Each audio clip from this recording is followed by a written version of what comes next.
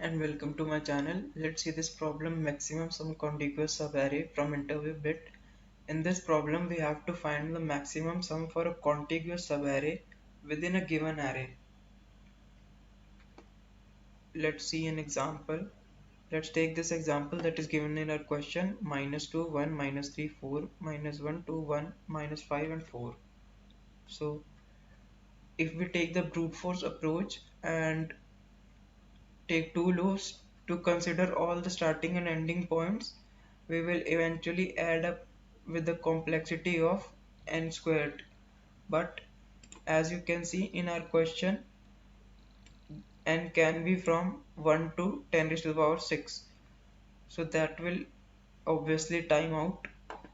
We need to find a linear approach for this algorithm, and to do this question we can use the cadence algorithm, which says that if the contiguous subarray sum at some point becomes negative, then we make the sum 0 and start over again.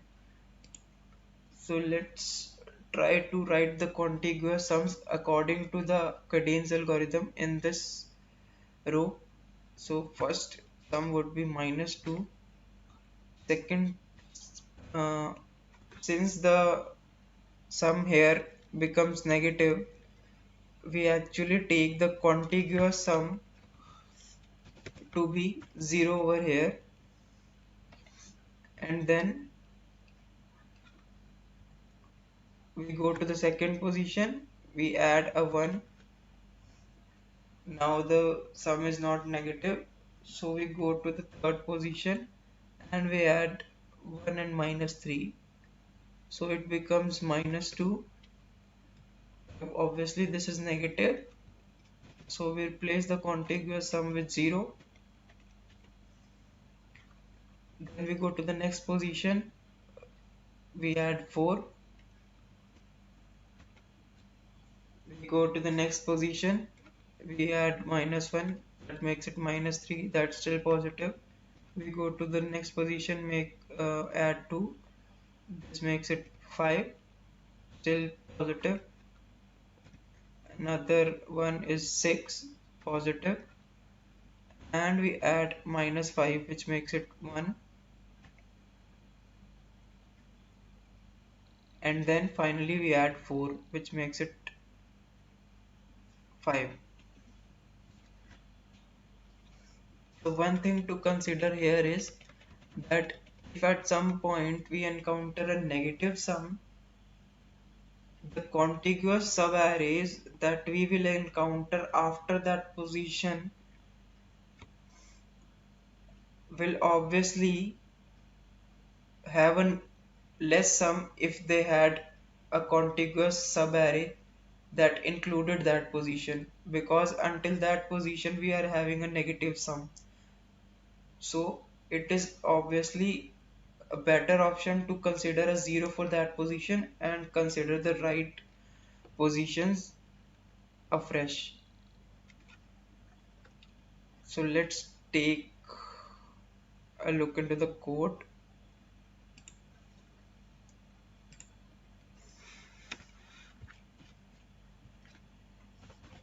Let's maintain a variable maximum sum.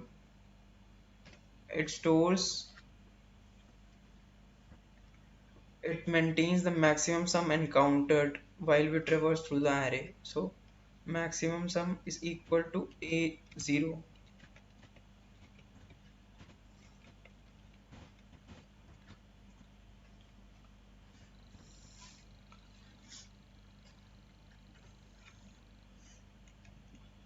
So we are considering that maximum position is equal to the first element in our array. Now we traverse through that array.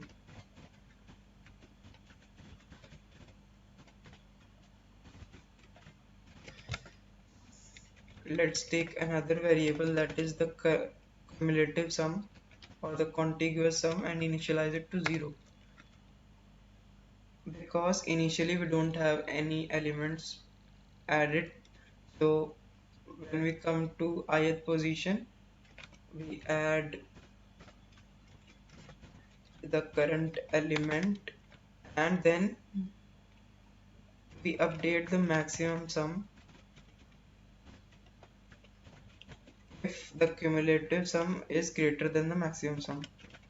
So this is maximum sum comma c sum,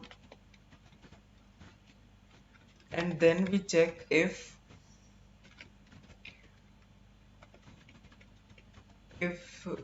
c sum is less than 0, we make the c sum to be equal to 0.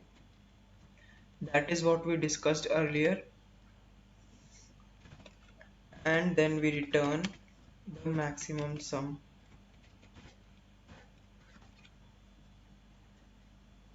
Let's try to submit this.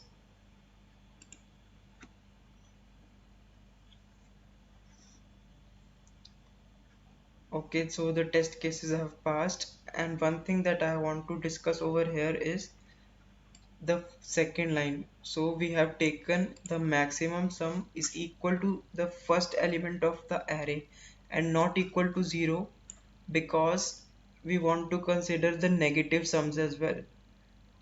So if the first element of the array is negative and we have considered that maximum sum is 0, then it will never be updated.